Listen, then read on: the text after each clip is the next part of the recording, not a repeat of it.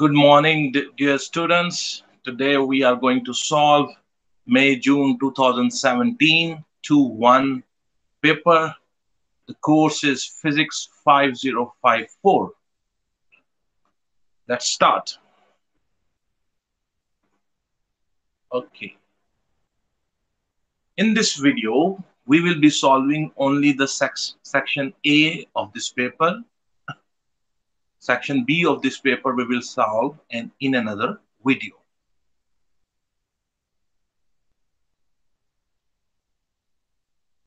Let me reduce the size. Okay. Figure 1.1 shows the direction of four forces acting on a racing car as it travels in a horizontal straight line. Draw a line from each box to the left to the correct description of each force. Okay, so let's see what these forces are representing. This force C is basically the force of gravity. It is equal to the weight. So C is the force of gravity. You see here, you can join them. This A, the force A, is the normal reaction force. So A will be joined with the contact or normal reaction force. This B is the forward driving force. So B is the driving force. So you can join like this. And this C represents the resistive forces, air resistance and friction. This D. So D is air resistance and friction. Okay, on your screen, we have next question. The table shows the sizes of the forces acting on the car. At one point, force A is 8,000 Newton, force B is 1,000 Newton, and force C is 8,000 Newton, and the force D is 600 Newton. The gravitational field strength G is 10 Newton per kg. Calculate the mass of the car. Here, the force, what is the weight of the car? The weight of the car is C. So what is C here? 8,000. If the weight is given, 8,000 Newton, force C is representing weight, we can find the mass. The formula is W equals to mg. And if you know the weight and you know the value of the G, weight is 8,000 Newton, G is 10. So 8,000 equals to Gm into 10, and M will be 8,000 divided by 10, and it will be 800 kg. I have done this on a paper. I can show you that. And let me show you that. Oh, I have not taken that out. Let me open that file. Okay, let's increase the size. Okay. So here, that A part is force A is contact or normal reaction force, force B is driving force, force C is force of gravity, force D is air resistance. W is equals to mg, 8,000 equals to m into 10, and m will be equals to 800 kg. Then the question is, the second part is the resultant force on the car. The resultant force on the car will be, you see, the forward force is B, the back or frictional force is D. So subtract these two forces from each other, force B minus force D, and you will get the resultant force. Then I can apply the formula, resultant force is equals to MA. So FB minus FD, 1,000 minus 600. That will give you 400 Newton will be the reaction resultant force. And then applying the formula, resultant force is F is equal to MA. I know the resultant force, I know the mass. We can calculate the acceleration of the car. Let me show you the working. Resultant force is equal to FB minus FD. So 1,000 minus 600. So 400 Newton is the resultant force. And then apply the formula, F is equal to MA. 400 is equal to 800 into A. A will be equal to 400 divided by 800. And the answer will be 0.5 meter per second square. So this is how you calculated the acceleration. So the B third part is also done, the acceleration of the car and the resultant force. Okay, now the C part. At another time, the car is traveling at speed u. The initial velocity is u. It then accelerates for 5 seconds. The time is 5 seconds. With an acceleration of 1.6 meter per second square. A value is 1.6 meter per second square and reaches a speed of 20 meter per second. So the final velocity is 20 meter per second. V is 20 meter per second. Calculate the value of the u, the initial velocity is question. You know the formula for the acceleration is A equals to V minus u divided by t. A equals to V minus u divided by t. The value of A is given. The value of t is given. The value of final velocity V is given. The value of the u initial velocity we have to calculate. It's a 2 marks numerical.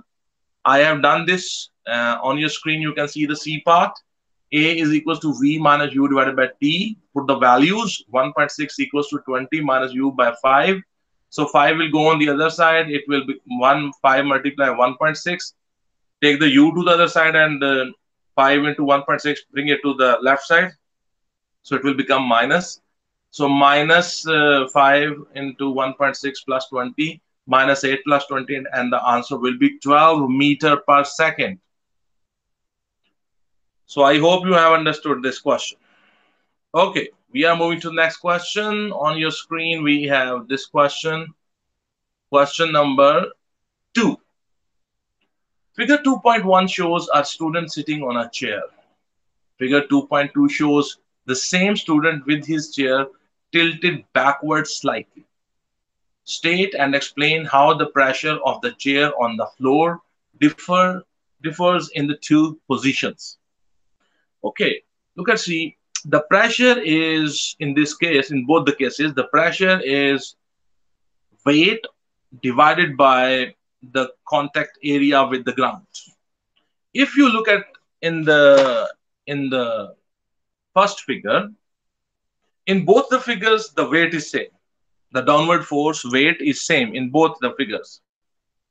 But in figure 2.1, the contact area with the ground is 4 legs. But in figure 2.2, the contact area with the ground is only 2 legs. So in figure 2.1, the contact area is double as compared to the contact area in the figure 2.2. You know, the pressure is weight divided by contact area, and weight is same in both the figures. So the pressure in the figure 2.1 will be smaller as compared to the pressure in the figure 2.2.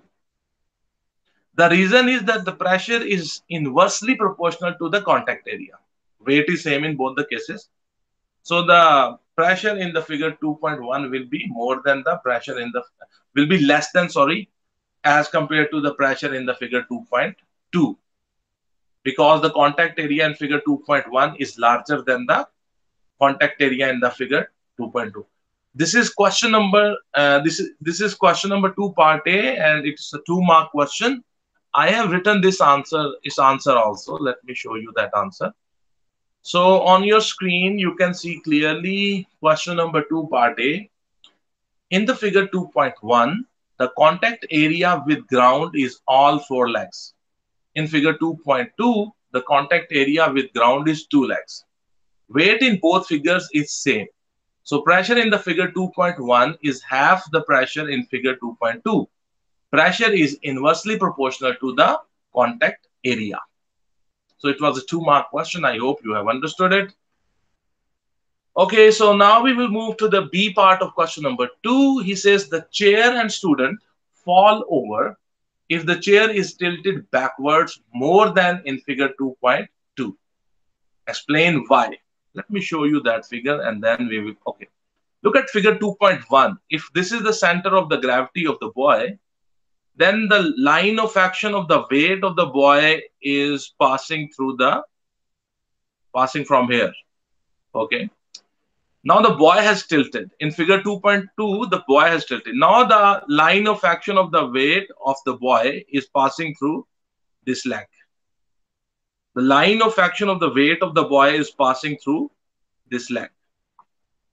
If this boy tilts further to the left, what will happen? The line of action of the weight of the boy will come out of this leg. If this line of action will come out of this leg, this weight, the weight of the boy, will produce a anti-clockwise moment about this leg. And due to the turning effect of his weight, the boy will fall to the left. I hope that I have tried to make my point clear. Let me show you, it's a 2-mark question. Let me show you my written work also. So question number 2, B part is on your screen. Is line of action of weight, if the boy tilt further in the figure 2.2, if he tilt further to the left, so what will happen? His line of action of weight will be no more passing through contact area with ground. So his weight will produce counterclockwise moment and student will fall to the left side. It was a 2-mark question. I hope you have understood the description. Okay, we are moving to next question. The question on your screen is question number 3. It says figure 3.1 shows a metal coffee cup on a metal warming plate. So we have a metal cup, it's on a warming plate, and inside the cup we have coffee. There is a small electric heater inside the warming plate that keeps the plate hotter than the coffee. Describe how heat is transferred through the metal and then to all of the liquid in the cup. You see, this cup is made up of metal. So heat from here passed through this metal base. You know, through metal base, the heat has transferred by the process of conduction. And then the heat is transferred in the coffee. Coffee is liquid. So the transfer of heat in the coffee will be by the process of convection. So conduction in the metal cup, the base of the metal cup is done by the process of conduction, and conduction is happening, transferring energy by, the conduction is happening by 2 methods. One is that by the vibration of atoms, the heat energy is transferred to the neighboring atoms and to the neighboring atoms. So the energy is transferred by the vibration of atoms of the metal. Another reason of the conduction in the metal cup is the free electron diffusion. Remember this word, free electron diffusion. It means that the metal has free electrons and they can flow in the body of metal. So the electrons at the hot end, they absorb energy, they gain energy, and they flow to the cold end. So this is called the free electron diffusion.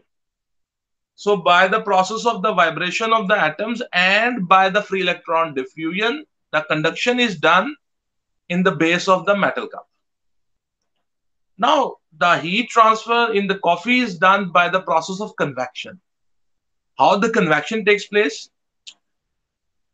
The coffee which is at the bottom, it absorbs heat, its molecules move away from each other, coffee expands, its density becomes less, and this less dense coffee starts rising upward. And the coffee at the top is colder and is more dense, and it starts to come downwards. So by this, convection currents are set in the coffee. And by this convection, by the convection currents, the heat is transferred throughout the coffee. This is a 3-mark question. It's a famous question. Let me read this answer. I have written this answer on your screen. I hope you can see. Okay, reduce its size a little bit. Okay. So we are talking about question number 3. Okay, on your screen. Question number 3, A part. Transfer of heat through metal take place by conduction and through coffee by convection. Conduction transfer energy by vibration of molecules and free electron diffusion in metal cup base or base of the metal cup. In coffee, at bottom molecules absorb heat and move away from each other. Density of coffee decreases and it starts rising. Cold coffee being denser starts moving down. This sets convection currents in coffee and transfer of heat in coffee takes place. It's a 3-mark question and these wordings are very important and you have to actually describe two things. One, how the transfer of heat takes place in metal, solid metals, and how the transfer of heat takes place in liquids. I hope you have understood. Okay, let's move to the B part. The B part is on your screen. It's a 1-mark question. He says a cup of a different shape is placed on the same heater as shown in figure 3.2. The two cups are made of the same metal and contain the same amount of coffee. Explain why the coffee in the cup in the figure 3.2 is not kept as warm as the coffee in the cup in the figure 3.1. Okay, so it's a 1-mark question. Let's go to the figure. So on your screen, you can see here we have two cups. Two cups are showing. In the figure 3.1, you see the base of the metal cup is flat. So its contact area with the metal warming plate is larger. In the figure 3.2, the contact area, the base of the cup is curved. So the contact area with the metal warming plate is less. And there is a gap in the middle between the metal cup and the warming plate. And in that gap, they have shown the air is present. So the contact area with the warming plate is less in figure 3.2. And in this gap, air is present. And you know the air is a bad conductor. So in the figure 3.2, less amount of heat is being transferred to the metal cup as compared to the figure 3.1. That's why the figure in the figure 3.2, the coffee is less warm. It's a 1-mark question. I have also tried to write its answer. Let me show you.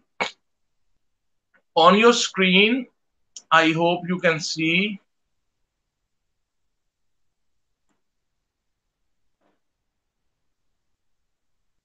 Okay, it's a 1-mark question. Question number 3, B part.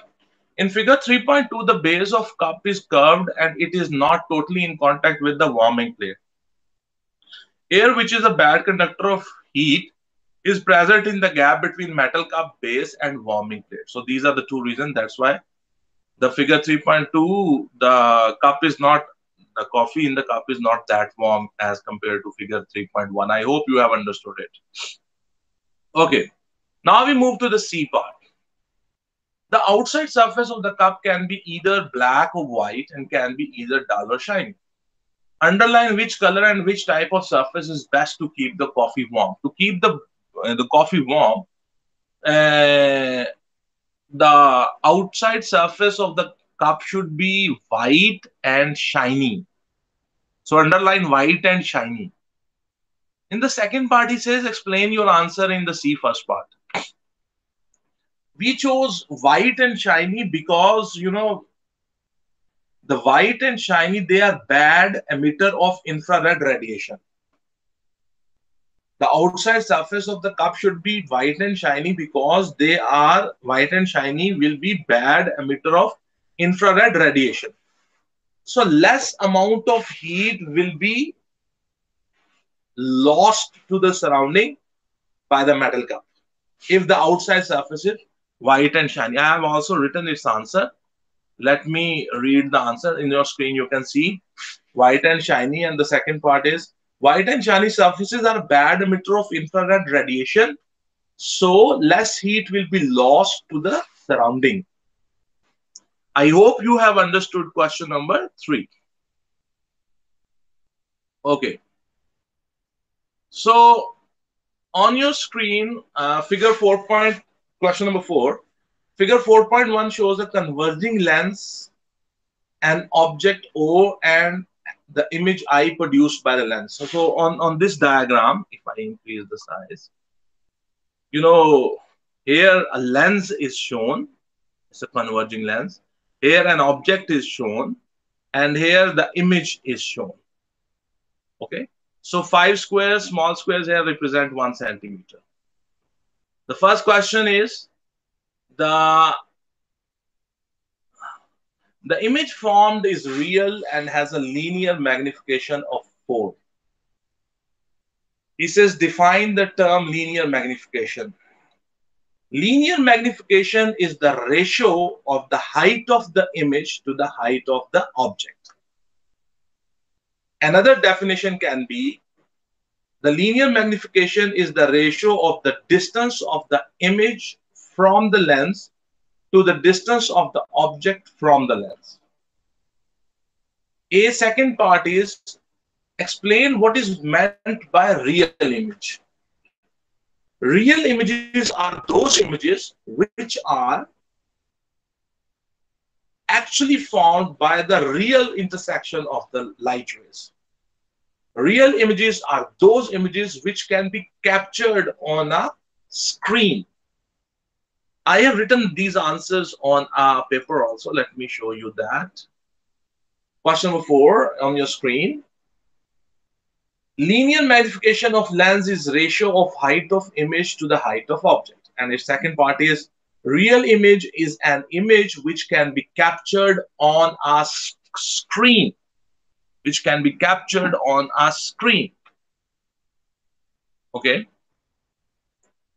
Then in the question number 4b part, on the figure 4.1, a horizontal ray has been drawn from the top of the object to the lens.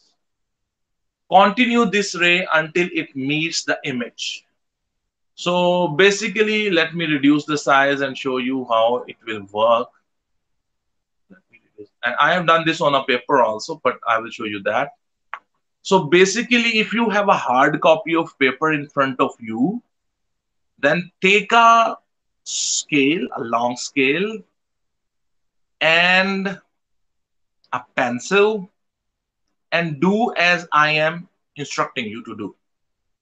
So the first part in the question B is continue this ray until it meets the image. So this horizontal ray is already drawn there. So by using a scale, join this point and the tip of the image, the arrowhead of the image. With the help of a scale, join them with each other. Okay. Then his question is using the figure 4.1, determine the focal length of the lens. So when you have drawn a line here, joining this point and the tip of the image, you will see it will go like this. So the point when the line you have drawn will cut the principal axis. It will cut it somewhere here. So check what is the horizontal of distance of this point from the optical center of the lens. That will be the focal length. I will show you. I have drawn this on a paper. So the question is, what is the focal length? Then it says draw another 2 rays from the top of the object to show how the image is formed. Okay. The other 2 rays, we have to draw another 2 rays. One ray, you start from the top of the object, optical center, and this arrowhead of the image. You see, I'm talking about 3 points. This arrowhead of the object, optical center, and the arrowhead of the image. Join these 3 points with a straight line. Put a scale here and join them with a straight line, these 3 points. Then, this arrowhead of the image, draw a horizontal line till lens. This arrowhead of the image, join a horizontal line till the lens, and then from here join it with the head of the object. So these will be the two new rays by which you can uh, these are the two rays which can define the image, which can locate the image. I have drawn this on a paper also. Let me show you my working. Okay, on your screen you can see, let me show you. Okay, right now I have drawn this scale diagram. So every 5 small scales on the which was given on that graph paper in your paper, every 5 small scales represent 1 centimeter. So I have drawn here a scale diagram. So this ray was already drawn. I have joined this point and the tip of the image with each other with ray number 1. That was the first question. This ray, when it cut the principal axis, this is the principal axis, the horizontal line. This point is called the focal point. So I measured with the scale that what is its distance, horizontal distance from the optical center of the lens. This is the focal length, and that was 2.4 centimeter. Okay, then he asked us to draw 2 more lines. So one line was the top of the object, optical center, and the arrowhead of the image. Arrowhead of the object, optical center, and arrowhead of the image. I have joined them with each other with a straight line. Ray number 2, I have named it. Then what I did, I joined the arrowhead of the image with a horizontal line with the lens. And from this point, this was ray number 3. Then from here, I joined it with the arrowhead of the object. This is ray number 3. So these 2 rays he asked us to draw. So this was totally a 3 marks question. Here in the second part, he asked what is the focal length? That is 2.4 centimeter. I hope you have understood it. Okay. So we are moving to next question. The next question on your screen is question number 5. That question is over. Okay. Question number 5 is on your screen. Figure 5.1 shows an arrangement of 3 resistors. Calculate the total resistance of this arrangement. These 2 resistors are parallel to each other. So first of all, I will find their total resistance. Let me call this R1, R2, R3. So I will calculate R4. That will be equal to the combined resistance of these 2. Because these 2 are connected parallel to each other, their resistance can be found by 1 by R4 equals to 1 by R2 plus 1 by R3. 1 by R4 equals to 1 by 20 plus 1 by 40. And 1 by R4 will be equals to 3 by 40. Cross multiply and R4 will be equals to 40 divided by 3. And the answer will be 13.3 ohm. Then this 13.3 ohm, which is the combined resistance of these 2, will be in series with this 20 ohm resistor. So now I can find the total resistance of this whole thing. This 20 ohm and that 13.3, add them together because they will be in series with each other. So R equivalent will be equals to R1 plus R4. R equivalent will be equals to 20 plus 13.33 and the answer will be 33.33 ohm. I have done this on a paper also. Let me show you. You see, this is the diagram given. So I can find their equivalent resistance because they are parallel to each other. So we can find their equivalent resistance. How? This is how. 1 by R4 is equal to 1 by R2 plus 1 by R3. 1 by R4 is equal to 1 by 20 plus 1 by 40. 1 by R4 will be equal to LCM is 42 plus 1, 3 by 40. Cross multiply R4 will be equals to 40 divided by 3 and equals to 13.33. Once I know the combined resistance of these 2, I will add their combined resistance with R1. So here you know. R equivalent will be equals to R1 plus R4 equals to 20 plus 13.33 and equals to 33.33 ohm. So this is how we find the equivalent resistance of the whole circuit. I hope you have understood. It's a 3-mark numerical. It's important. Okay. Now the question B is on your screen. Its B part is on your screen. The arrangement is connected to a DC power supply. Voltmeters are placed across the resistors as shown in the figure 5.2. There is a current in each resistor. So you can see clearly here voltmeter V1 is connected across 20 ohm resistor. Voltmeter 2 V2 connected here, and voltmeter 3 is connected here. And compare the readings on the 3 voltmeters. There is no need for any calculation. It's 2-mark question. These two, they are parallel to each other. And it's a rule of the DC circuits that the resistors who are parallel to each other, they will have the same voltage drop on them. It is a rule of the DC circuits that the resistors who are parallel to each other, they both will have same voltage drop. So the reading on the voltmeter 2 and the voltmeter 3 should be equal to each other. Now, the voltmeter number 1 is on this 20 ohm resistor. The reading on the V1 will be larger than V2. V1 will be larger than V3. The reason is their combined resistance was only 13.33. So the voltage drop on their combined resistance will be less than the voltage drop on the 20 ohm resistor. So the reading of V1 will be greater than V2, and the reading of the V1 will be also greater than V3.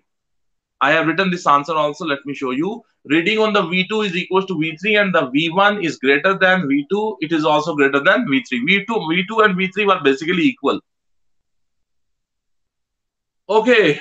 So I hope that you have understood this question. Let's move to the next question. So on your screen, figure 6.1 shows a 240 volt AC main supply connected to a television and 2 lamps. In normal operations, the power supplied to each lamp is 40 watt and the power supplied to television is 120 watt. So the power provided to this television is 120 watt, power provided to this lamp is 40 watt, and power supplied to this lamp is also 40 watt. The size. The first question, A part, calculate in normal operations the total power supplied. So you know, these are parallel to each other. So the power supplied by the main supply will be the sum of the powers in each branch.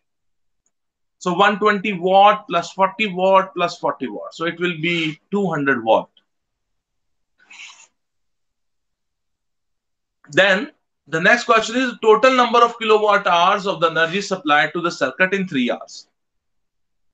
Kilowatt hour is the unit of energy. The energy is equals to power multiplied time. The power must be in kilowatts and time must be in hours. The total power you provided is 200 watts. To convert 200 watts into kilowatts, divide 200 with 1000 and then multiply it with 3 hours. You will get the answer. I have done this on the paper. On your screen, you can see question number 6A, first part. Total power is equals to P1 plus P2 plus P3. 120 plus 40 plus 40 equals to 200 watts. In the second part, energy is equals to power multiplied time, but you know the power should be taken in kilowatts. For that purpose, I divided 200 watts with 1000 and multiplied with 3. The answer will be 0.6 kilowatt hour. It's a 2 marks numerical. The upper part was 1 mark numerical. I hope you have understood. Then the third part is the current in the each lamp. Okay. So he wants me to find out the current in this lamp. Try to understand that this and this, they all are parallel to the battery or the power supply, but not battery, but power supply.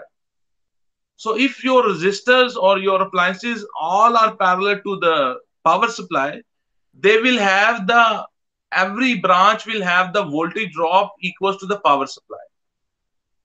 So the voltage drop in this branch is 240 volt. The voltage drop on this lamp is 240 volt.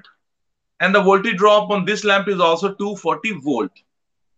So if I know the power of this lamp, I also know the voltage drop here. I can very easily calculate what is the current. The formula for the power is P equals to IV. P equal IV.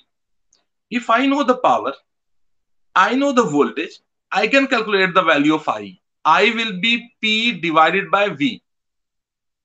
So 40 watt divided by 240 volt, and you will get the answer.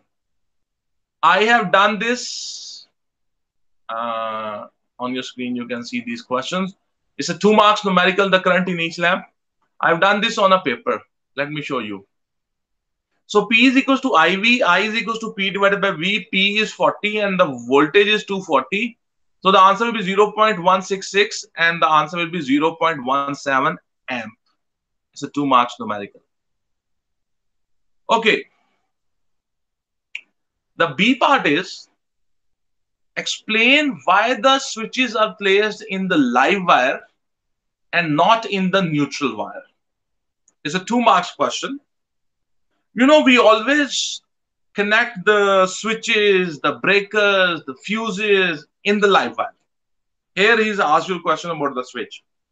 So we always put the switch in the live wire. The reason is when you open the switch, your appliances are cut from the supply of the live current. Your appliances are isolated from the live current. And they become safe to handle, to repair, to maintain, to touch. If you place the switches in the neutral wire, and when you will open the switch, the appliance will stop working, but it will be still in contact with the live current.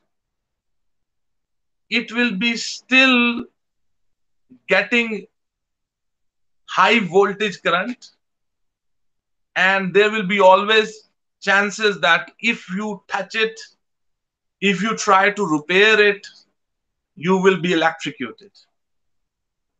I have tried to write its answer also on a paper. Let me show you that. On your screen, you can see B part.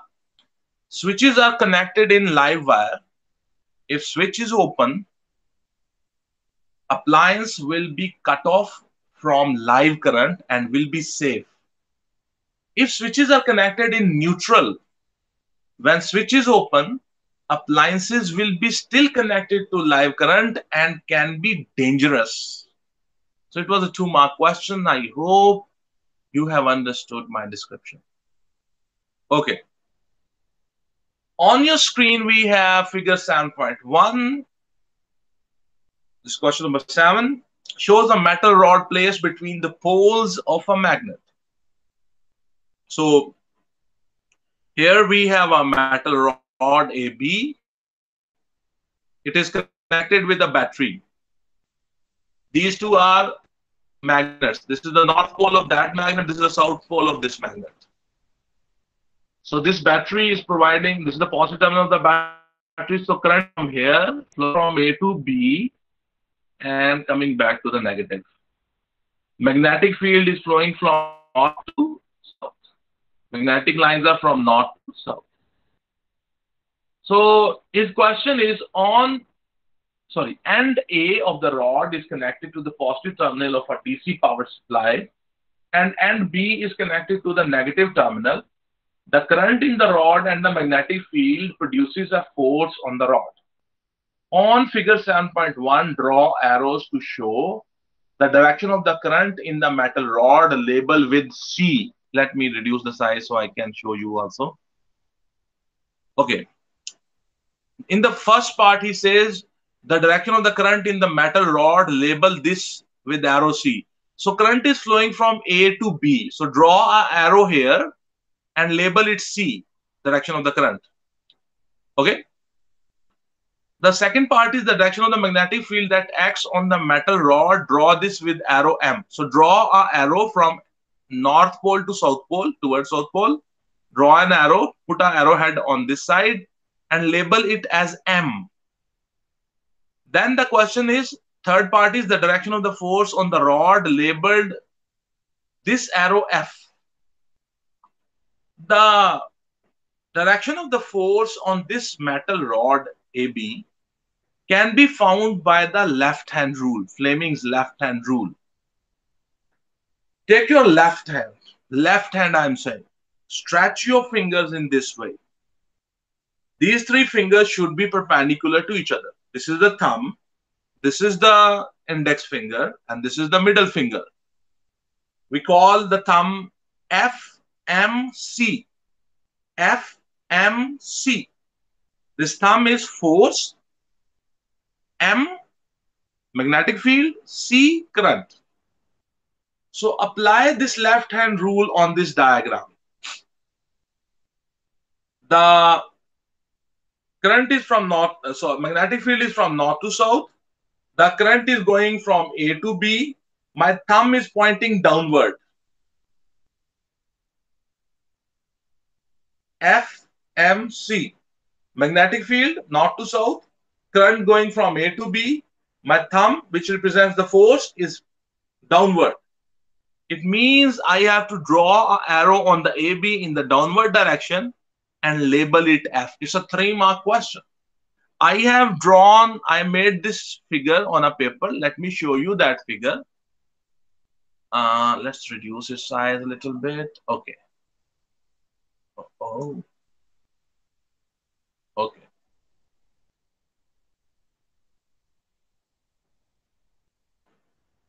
Oh. Let me reduce the size further.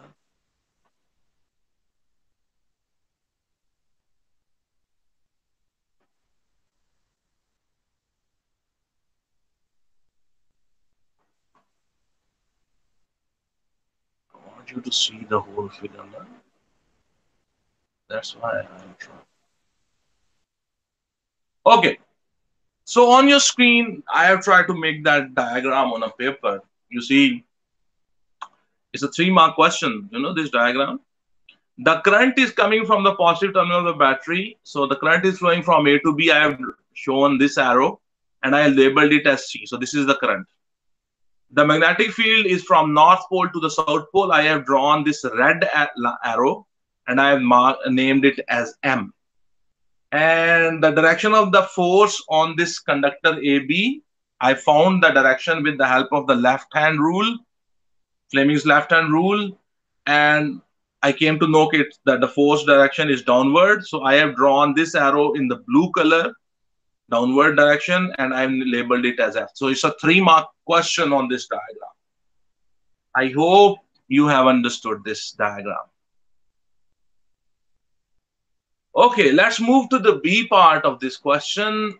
He says the B part is, the power supply is removed and a sensitive voltmeter is connected between the ends A and B.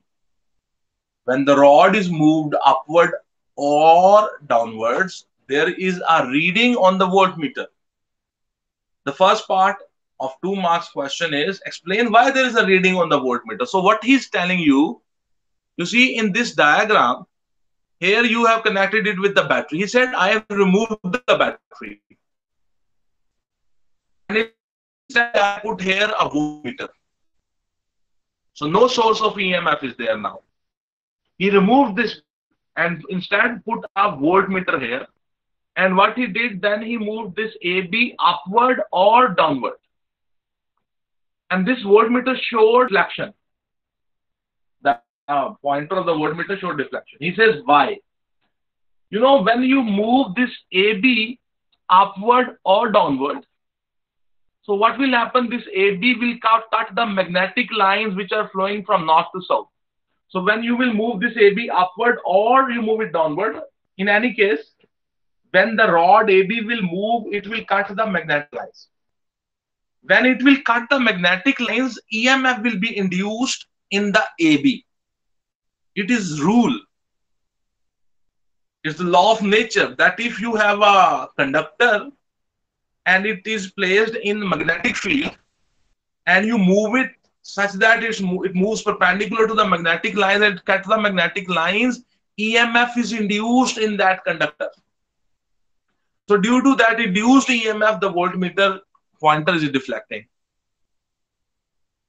Okay, so the explain why there is a reading on the voltmeter. It's a 2-mark question. I have tried to write this answer also.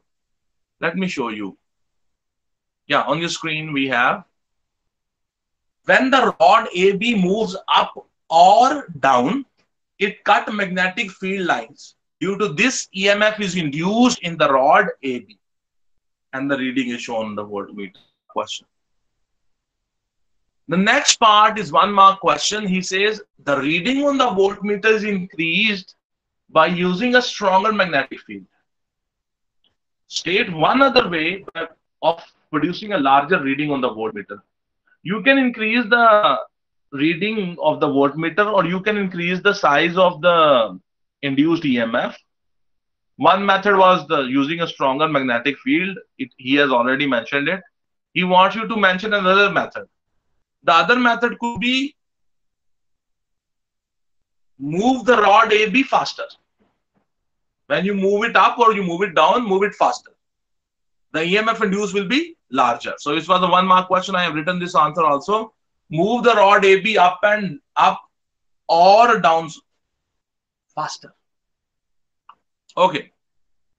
So we are moving to the next question. Question number 8. On your screen, we have question number 8. A doctor has the choice of 2 isotopes, iodine 53-131 and iodine 53-125, to inject into a patient. These isotopes emit radiation from deep inside the body. The radiation is detected outside the body and provides information to help the doctor find out what is wrong with the patient. The isotope iodine 53-131 decays into a stable isotope of xenon by emitting a beta particle and a gamma ray. State what is meant by a gamma ray. So don't be afraid with this whole story. The simple question is, what is a gamma ray? You know, the gamma rays are the last part of the electromagnetic spectrum. So gamma rays are high frequency electromagnetic waves. And it's a 1-mark question, simple answer. The B part is complete the equation to show the radioactive decay of I 53-131. So, you know, this has given out a beta particle and gamma ray, and this is the daughter nucleus, xenon. Beta has a -1 as its proton number and its mass number is 0. So in this dash, you will write 0. You know, whenever a beta decay happens, the proton number is increased by 1. So this will become 54. And the mass number do not change, 131. Here I will write 131. This gamma do not have a proton number, gamma do not have a mass number. It's an electromagnetic wave. I have written this also, you know. So you can see the gamma rays are high frequency electromagnetic waves. They have very high frequency and plus they have also very high energy. So the next is this equation. So here -1 on the beta, you write top, on the top write 0. Here the proton number will be increased as compared to the proton number in the parent nucleus, and the mass number will remain the same, 131. Okay, so it was a 2-mark question. He says when a nucleus of iodine 53-125 decays, only a gamma ray is emitted. So just why it is better for doctor to inject the isotope 53-125 into the patient. Iodine 53-125 is better because it emits gamma rays. There could be 2-3 reasons. The gamma rays, their penetrating power is very high. They can penetrate through the bone, they can penetrate through the flesh. So a detector outside the body will be, because they can penetrate the body, these rays, you have injected that radioactive material into the patient, and because these gamma rays can penetrate and they can come out of the body of the patient, a detector outside the body of the patient will be able to detect them. So one good thing about this gamma rays is this. The other reason is that the gamma rays have low ionizing power. Their ionizing effect is low as compared to beta and the alpha. So when you use gamma rays, so they have low ionizing power, so they will be not disturbing the DNA of the cells. They will be not mutating the cells. They will be not disturbing the cells. So they are less harmful because they have less ionizing power. I have written this answer also. Let me show you my working.